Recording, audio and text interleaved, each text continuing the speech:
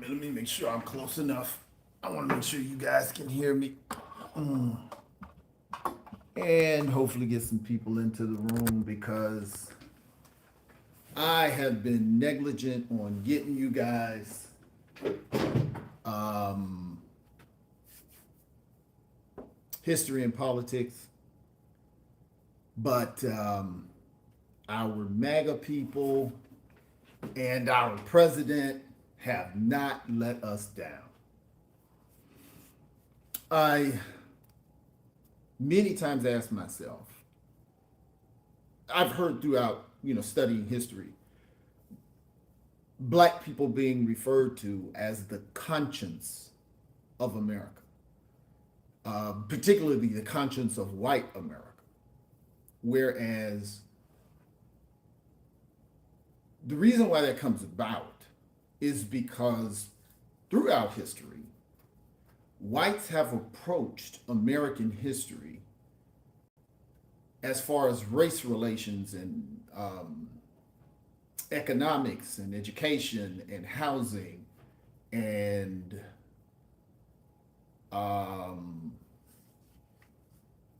policing, the legal system, the equal access to wealth and sources of wealth and systems of wealth. They always approach that or have primarily approached that as a question of what are black people talking about? And they have this black fatigue is what they call it now. Oh, black fatigue. They're just so fatigued. They're just tired of hearing black people complain about they just want a handout or whatever. Um, Now is another opportunity that when the perfect example of black systems or systems of inequality are playing out in society, that whites act like they don't see it. Perfect example. The young lady who was shot and killed by a police officer at the Capitol during January 6th when they stormed the Capitol.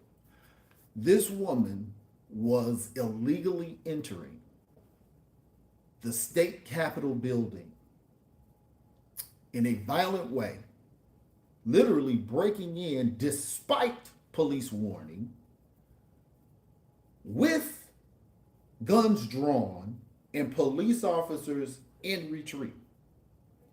There is no greater definition in criminality than that. Okay? The police are correcting you.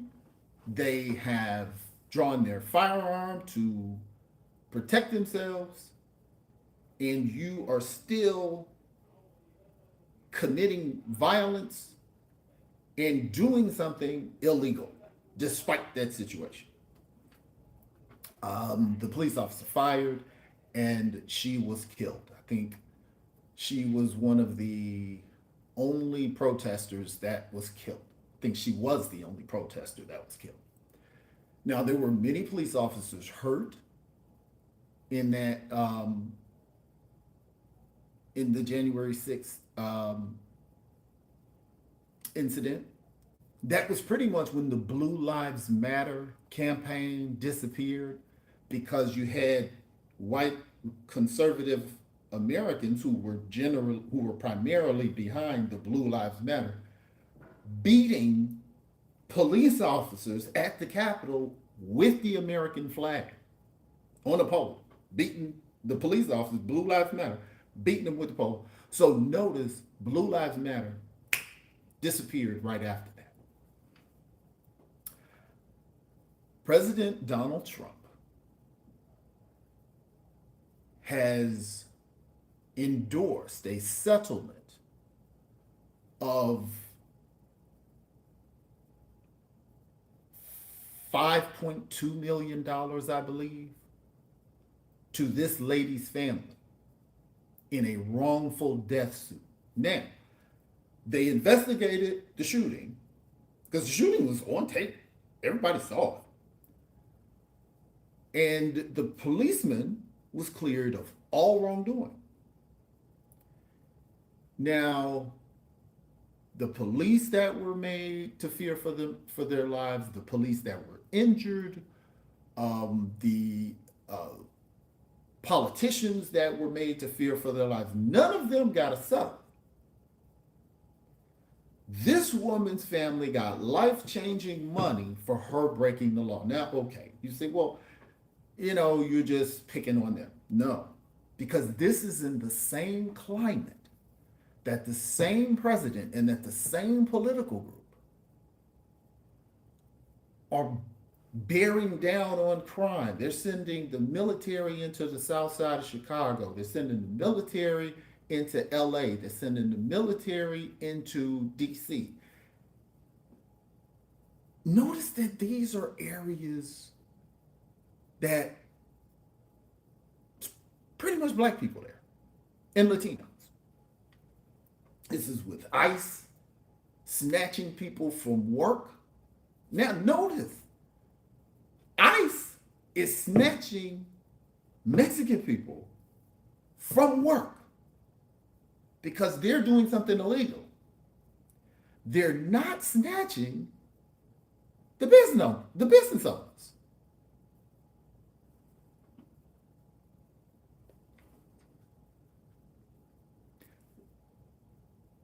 One criminal gets $5 million. The white female criminal gets $5 million per the president. But the other criminals in Chicago and DC, they get the military called on. In one vein, when it's black folk or Latinos coming back to the country that was stolen from them, we support the police and the boys in blue, and we're passing legislation for the police to be able to do whatever they need to do. But when the police did whatever he needed to do with the white woman breaking into the Capitol building, they got to pay $5 million per the person that said that the police need to be empowered to do whatever it is they need to do. Now, this is what I'm saying. However you fall on politics, why is it a color line associated with this understanding? Why is there a racial ambiguity that it's happening right now? This isn't 1862 and many white Americans don't know that these dynamics were going on. This is happening right now. And we just can't see it. We just cannot. And you look at these people who are supporting conservative agendas, dancing around why this is okay instead of saying, I disagree with that, which is one reason why I have a problem with any political party. How can you have an answer to the question before somebody asks you the question? I'm conservative. I'm liberal. Ask me the question. That topic may be something I'm a little liberal on. Ask me another question, oh, I'm pretty conservative about that. But we have people who have bought into these ideologies to the point that no matter what the situation is, I'm always going to be on this side of it. It is incredible. And mixed with that political dynamic, race is overlapped in there, because you'll find like some of the black people that are endorsed by these groups to talk about black people and black issues, no matter what the issue is, no matter what the dynamics are, no matter if it's a male, female, no matter what age they are. If there's a black person involved, 9 times out of 10, Candace Owens is going to be on the conservative side, and um, it will be in a vein that is unsupportive to the black person. Jason Whitlock is like that. Jesse Lee Peterson is like that. No matter what the situation is, the black person is never right, and that's odd. And the funny thing, Candace Owens, when the people who were, it was a Jewish company that was funding her to do this, which is not Jewish people and black people have very destructive histories as far as Jewish people abusing the black community, be it the music industry, be it housing, be it politics. In America, the American Jewish community has a long history of predatory relationships with the black community. And that's kind of been overlooked because of the few blacks that aligned with Jewish people during the civil rights movement, or the few Jewish people that aligned with blacks during the civil rights movement. But if you look at the broader history since slavery, Jewish people have had a serious role in the Holocaust of black people in America. Jewish people have just done a better job at educating on their Holocaust in Germany, whereas any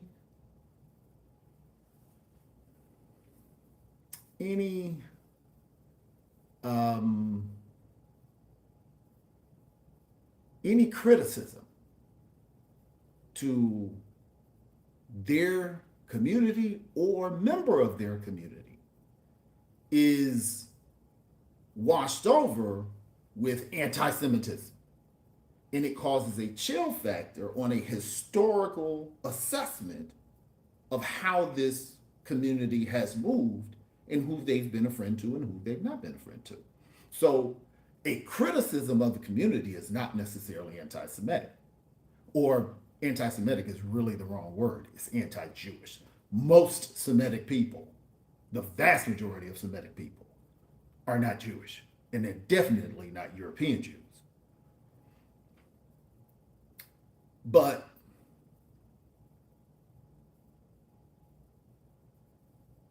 when Candace Owens made a comment about the Israeli and Palestinian war, they cut her off. And then she goes back to black media. Craziest thing.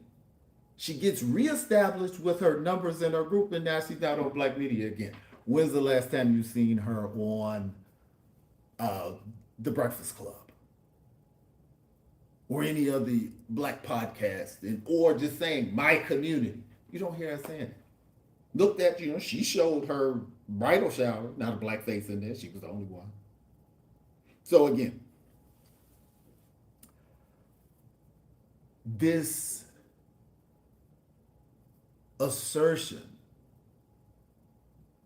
or this oblivious presence of white America in the midst of these racial systems playing out that have been identified, not in CRT, not in affirmative action, not in diversity, equity, and inclusion, identified under Lyndon B. Johnson in the Kerner Report, that these systems are playing out to the point that the climate of hate is swirling within the white community. The young man who was very underinformed. He bragged about not having education, and he would go to college campuses and debate kids on conservative issues. And this guy's like 40 years old, or was 40 years old, because unfortunately, on one of those debating tours, apparently he was assassinated. I was like, wow. But this climate of violence and hate is not surprising. The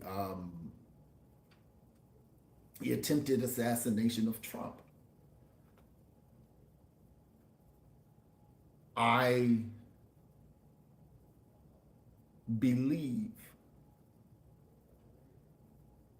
the instigation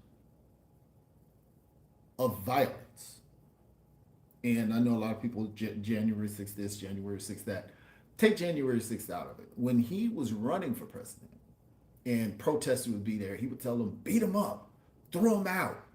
You know, he would always speak of, some type of violence that needed to happen. And he was drawing those type of people into politics.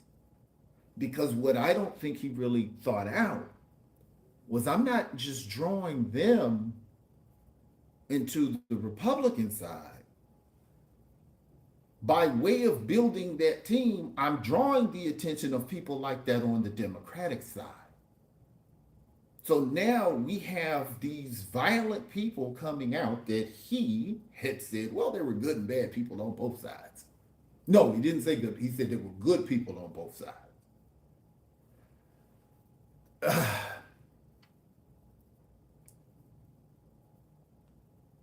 This quagmire of American violence that is no different than any other portion of history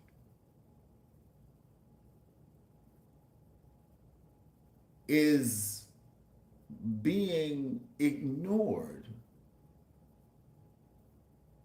by white America. How is that not an outrage that somebody that attacked the nation's capital, not a state capital, and was warned, and despite guns being drawn, continued to break into the Capitol in broad daylight, and after a warning was shot, will be rewarded while we're having a war on criminals. So now you have to be able to say, what is the difference between this criminal that we're seeing on tape and these criminals that we're hearing about? We have to,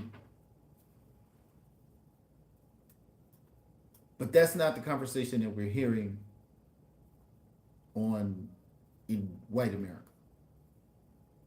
We're not hearing about that. Now, does it make sense that Donald Trump would do that for that young lady's family? Yeah. Yes. It is consistent with American history and white America that black folks are treated differently than white folks. Black criminals are treated differently than white criminals. Black citizens are treated differently than white criminals. Did you hear what I said? Black citizens are treated differently than white criminals. Citizens, criminals, treated differently. I believe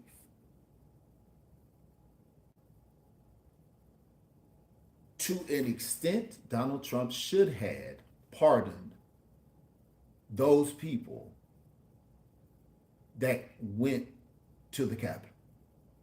And I'm not being duplicitous, because you have to think about it. You got to thinking about what I'm saying completely. If Donald Trump told them to go down there, he knows he was complicit in that. Even if they were dumb enough to do it, he said it. I think that was a defining moment when he learned his power. I think he really was like, I am a legend in Republican politics. He will be a president referred to like Lincoln. He will be a president referred to like Reagan for sure. He'll be a president referred to like Nixon. He won't be a Carter or a Gerald Ford or a Bush father son. He's not going to be one of those. And he saw that he has the power to bring the white nation to its knees. And I actually want to see what's going to happen post-Trump. There is no successor.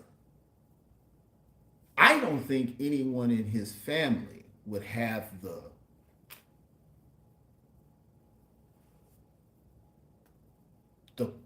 personality, the attractiveness that Trump has.